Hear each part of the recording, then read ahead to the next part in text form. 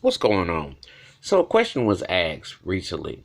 How would you teach black history now in light of Black Lives Matter? I said, real black history taught in school? Will it be beyond February? That's for starters. That was insulting and racist in its own self. That's systematic racism. How are you going to wait all the way from August, September, October, November, December, January, and you get to February and say, okay, we're going to teach you right after the first semester about you, and we're going to give you 28 days, and we're going to compile a handful of people and pat you on the head and give you a cookie and some milk. Because it basically is what it's like. Black history is every day. If school was to be authentic with it, they'd have to talk about slavery.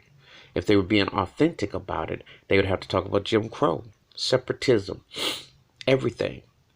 Tell people the reason why their parents, grandparents, cousins, aunts, uncles, family friends, godparents, etc. feel like they do about this country and the things that you hear. You'd have a real live discussion. When I was in school, thank goodness there was a Rakim and KRS-One. Because hip-hop rappers were speaking, Public Enemy were speaking about things that they weren't teaching in them classrooms. They weren't teaching about what was going on in them classrooms. If you go to most general schools, they don't teach you about you. You'll get bombarded about Anne Franks, and you'll get bombarded about the Holocaust. You'll get bombarded about white European situation. You don't get taught about you. You know, they don't tell you the depths of creation. You could spend a whole year in school and learn somebody new every day. That was an African American pioneer, civil rights march, the whole nine. Like, I can't imagine in the last 10 years if you were going to school now and you don't acknowledge President Obama and you don't have something to talk about with that alone, let alone prior. So they're going to really teach it in school. It would be so thorough. You didn't have to tell about police brutality because George Floyd is a symbol and representation of some changes that you're seeing now. You'd have to add that into the curriculum. The white supremacists, hating, systematic, institutionalized turkeys are not going to do that, but they should.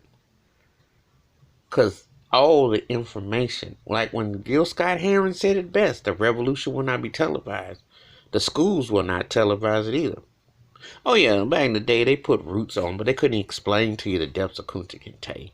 They couldn't tell you the travesty and the psychological warfare and how it pertains into the fact that black people were not allowed to read or write. It was against the law.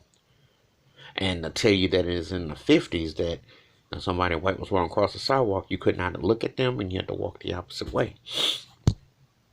See, if you were to do the history, which wasn't that long ago, those books that you read in school would be considered garbage and you would throw them joints in the trash, which a lot of the school curriculum when it comes to history needs to be obsolete and debunked. And if you're going to defund the police, you got to defund a lot of the school curriculum, especially how they treat black children when they teach you about. They don't teach near enough. Not near enough. And I'm being real about that. There are so many facets to this and institutionalized systematic racism that you'd have to teach this every day. If we're going to operate under the Black Lives Matter and the agenda to bring it to school, and you're going to do it, you got to do 100.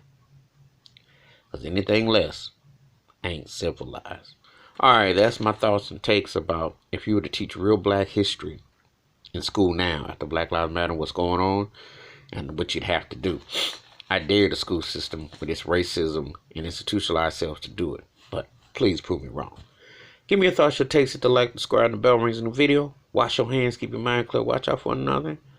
And it always starts at home. Know yourself, be yourself, understand your uniform.